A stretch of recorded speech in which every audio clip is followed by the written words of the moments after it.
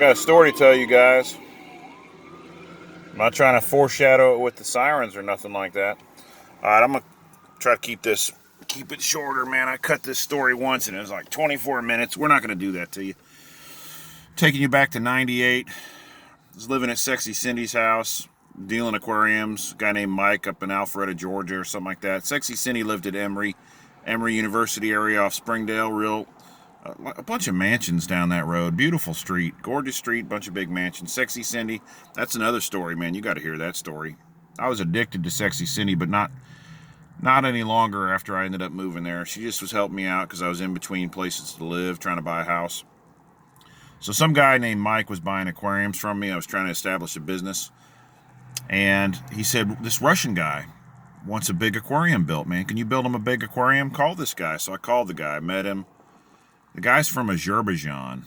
Now, bald and bankrupt, 1.5 million subscribers on YouTube, just had an Azerbaijan video. So that told me, oh man, I got to tell now that I got my Thorny Turtle Ranch going, man, I got to tell my Azerbaijani story of Roman Kahaimov, K-H-A-I-M-O-V.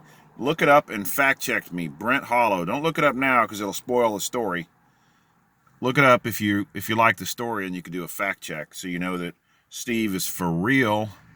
So, Roman wanted a big aquarium. He wanted it 7 feet long, 28 inches high, and 22 inches wide. It kind of torqued me off that he wanted it 22 inches wide. That's such an oddball size.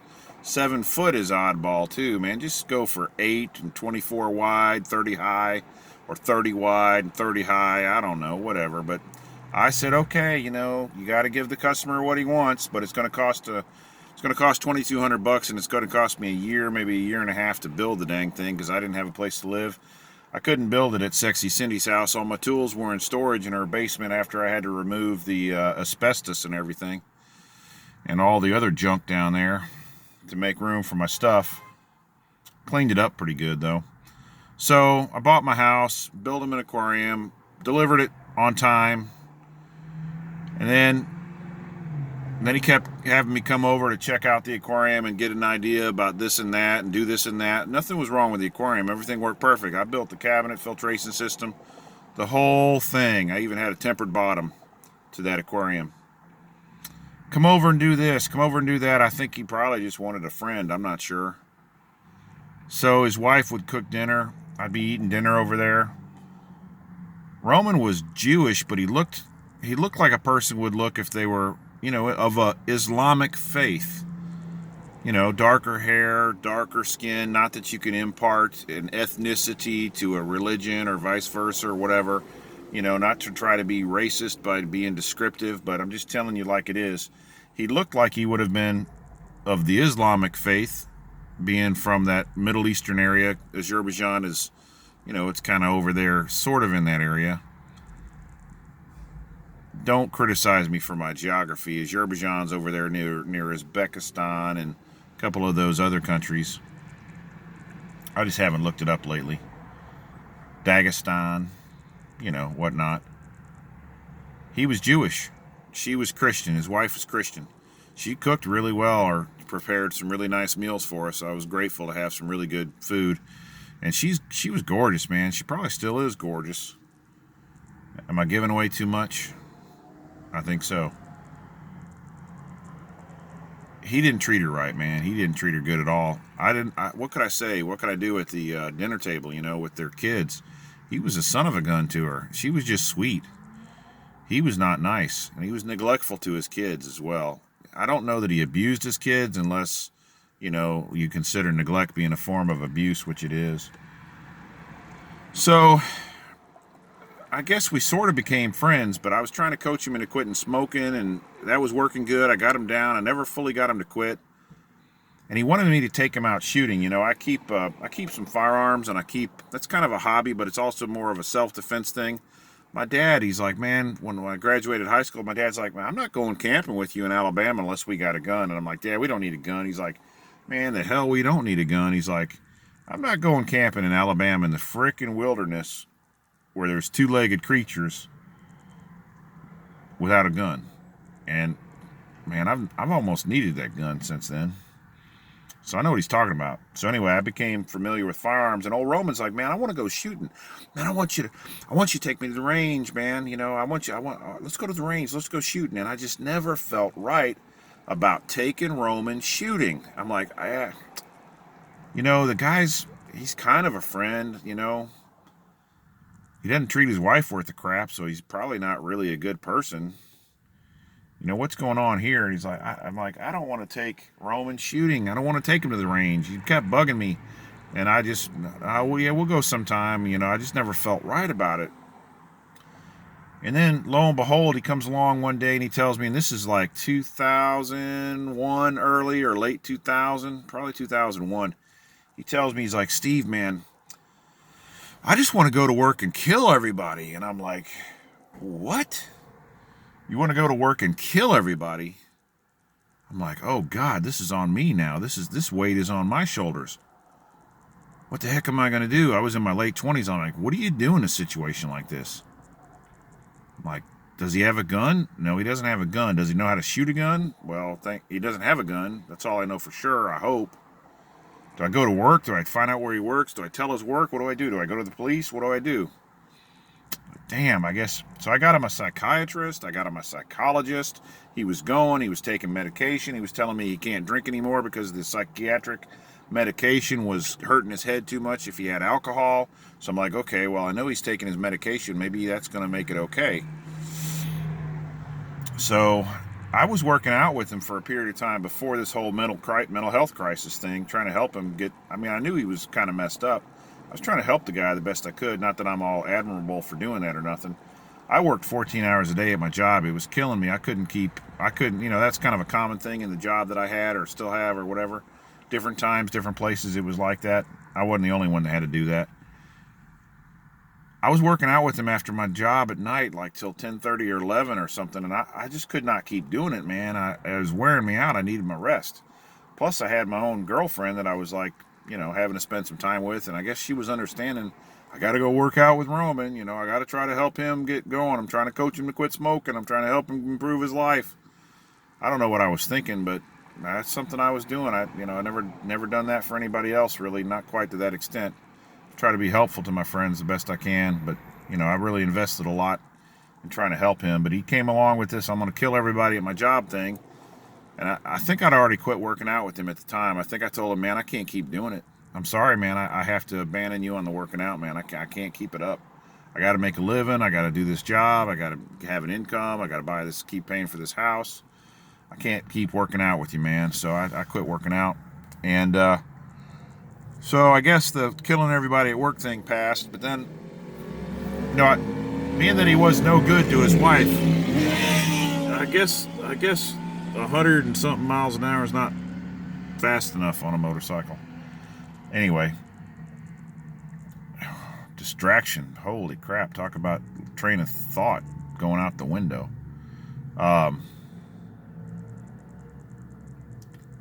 I had her a job, and I saw her now and then. I wasn't scamming on her. She was beautiful, though. And I saw her, and she's like, Steve, I got to tell you something, man. I'm like, what? What do you want to tell me? She said, he bought a gun. I found out on the credit card he bought a gun, and he's told me he's going to kill me. I'm like, oh, crap.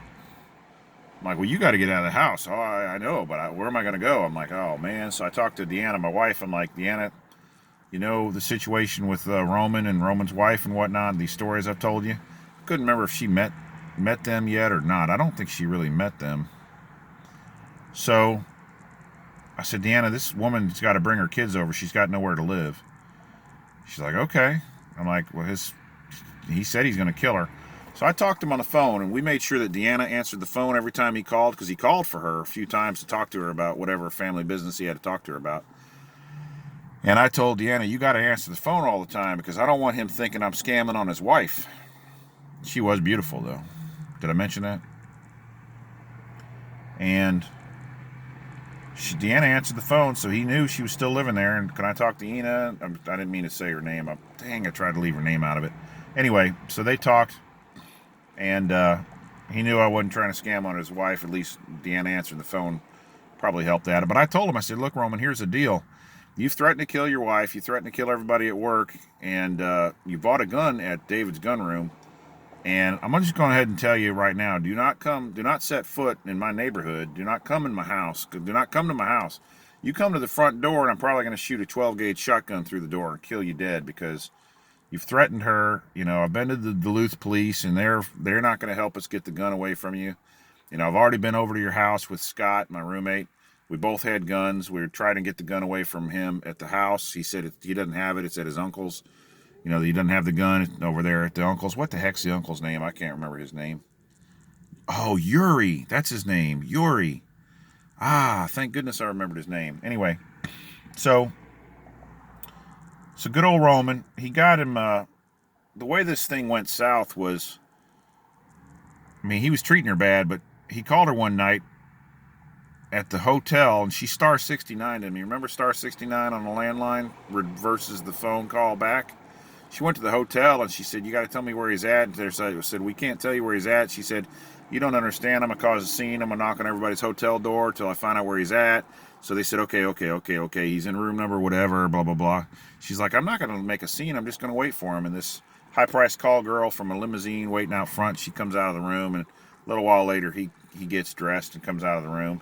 So, I guess that's when he said he was going to kill her because she discovered him there and it probably embarrassed him and everything. And the look on his face was like, oh, what are you doing here? And she's like, no, what are you doing here with that high-priced call girl coming at your door? I'm sure she used other descriptions for her. And then at some point in time, he had two of them over at the house after she left the house and she was over with us, Deanna and Scott and I. He had two high-priced call girls over there, and I found the phone number. I'll tell you that in a minute. So anyway, he bought that gun. So he kept telling her he had to meet her, and I'm like, quit meeting him. Quit going out and meeting him. We got to go with you to protect you because he's going to kill you. He's going to try to kill you. I really believe he's going to try to kill you. So Scott would carry his Glock 23, and I had my Sig Sauer Model 226 made in West Germany because he was a fast shooter, I don't think I had Beretta at the time. I had Glocks, but I think that Sig Sauer was faster shooting, higher capacity magazine. At least, I had some 18-round magazines, at least 15, whatever at the time. I can't remember. So I had that Sig on me. Scott had his Glock. We'd go at the grocery store and meet. The Duluth police would not help us get the gun. They're like, no, it's too dangerous. And we told the Duluth police what's going on, and they wouldn't help us, man. They wouldn't help us. I understand, that you can't get too involved in domestic craziness and stuff. So I wish she would have quit meeting him. I didn't want to go out and try to shoot somebody and defend her. But I knew that between Scott and I, we could get him before he really could get at her because we were watching him for a gun and everything. And, he would have had to have it stuffed in his pants. It was a snub-nosed .357. We probably could have seen it, by the way we were watching him and stuff. But anyway, nothing happened then. And I got home early from work one day, about 6 o'clock. That was early. It was 2001. It was August. I got a phone call from this person I never met. And, oh, yeah, hi, Steve. Yeah, this is a friend of hers, blah, blah, blah. I'm like, okay. She said, did you see the news? I'm going to do a time check. All right, we're at 13 minutes. We're going to speed this thing up. She said, did you see the news? And I'm like, the news? What are you talking about, the news? She's like, well, Roman tried to kill Ina. I'm like, he tried? Is she okay? She's at the hospital. I'm like, what do you mean he tried to kill her? Well, I said, I guess he's going to go to jail. She's like, he's not going to go to jail. I'm like, why wouldn't he go to jail if he tried to kill her? You mean he tried to shoot her? Oh, yeah, when she's okay? Did she get shot? Well, I don't think so. I'm like, well, is she dead? Is she going to die? No, she's not going to die. I'm like, okay, well, what's going on? Why won't he go to jail? Because he's dead. Because the Duluth police shot him. It's all over the news. Look at the news. The helicopters are flying over the house, and the shingles are flying everywhere, and there's 400 bullet holes, and 9 houses in that Brent Hollow subdivision got hit by police bullets. But the Duluth police would never help us get the gun because it was too dangerous. And somebody had an automatic rifle. And I'm not talking semi-automatic, one trigger pull, one bullet. I'm talking about one trigger pull until the magazine's empty or until you stop pulling the trigger. Now, I know Democrat, Republican. Some Democrats really don't know too much about guns, and they do a lot of talking about how bad all these automatic assault rifles are that everybody has. But some police officer had an automatic rifle in their trunk, or maybe they're a SWAT member or something. I don't know, but there was a spray pattern through the door. Now, see, when I was a kid, I would take these BBs and I would put them in a slingshot, and I would shoot these BBs in a slingshot. And if you ever shot like maybe some glass or something, it would leave a spray pattern. And the only way to get a spray pattern is with automatic, or all the bullets firing at one time or right consecutively. You can't do a semi-automatic into an automatic spray pattern. It's not possible. So somebody in the Duluth Police or Gwinnett County Police had an automatic rifle in their car. I'm sure they had a Class 3 license, or it was registered to the department or something. I'm not sure how that would have worked, but Roman got shot 17 times with an automatic .223. And Deanna, on her birthday, my wife, she was my girlfriend then, on her birthday, we cleaned up Roman's remains 3 days after Duluth Police and Gwinnett County Police closed up their investigation of the crime scene. Took a bunch of years, like 7, 8, 10 years later, a Duluth police officer that rode a motorcycle told me that he did shoot at the Duluth Police, and a bullet went through his boot. Now, see, the first officer that arrived on the scene was a woman, and she got shot. And, of course, that day, no one knew who shot her, and they assumed Roman shot her, but she actually got shot by the supervisor police officer that showed up right after her or at the same time. I'm not sure how that discharge and that shooting happened, but she got shot in the hip by the supervisors, which was a big factor in the fact that everyone showed up and put 400 bullet holes through the house. The interesting thing was nobody knew where the kids were. So Ina was in the hospital, and she starts seeing this stuff on the news or whatever from the hospital TV in the hospital room where she was at or something. Somehow she saw it. She's like, oh my God, my kids, my kids, my kids. And she's thinking her kids are in that house. And if they were in the house, those kids would have been shot to pieces. 400. They used SIG 357 SIG bullets. That came out just before then. And they had that bullet. They also had 5.7 rounds. And then, of course, the .223 rounds.